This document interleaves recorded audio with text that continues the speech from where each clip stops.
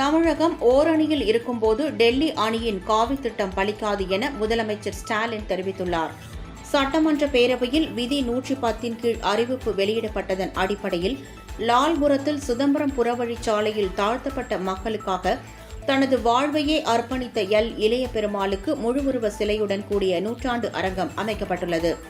அதனை முதலமைச்சர் ஸ்டாலின் இன்று திறந்து வைத்து சிறப்புரையாற்றினார். அப்போது பேசிய அவர், அரசின் சேவைகள் அனைத்தையும் மக்களை தேடி வழங்குவதுதான் உங்களுடன் ஸ்டாலின் திட்டம் என்றார். இளைய பெருமாள் தொடர்ந்து போராடியதன் காரணமாகவே ஆதிதிராவிடர் மக்களுக்கு எழுச்சி ஏற்பட காரணமாக இருந்தது என்றும், பட்டியலின மக்கள் உரிமைகளுக்கான வாசலை திறந்தவர் என்றும் புகழாரம் சூட்டினார்.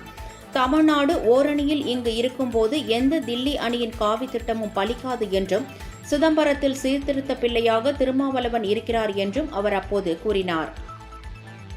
தமிழ்நாடு வரலாற்றிலேயே திராவிட மாடல் அரசில்தான் ஆதி திராவிட மற்றும் பழங்குடியின மக்களுக்கு அதிகமான திட்டங்களை தந்திருக்கிறோம்.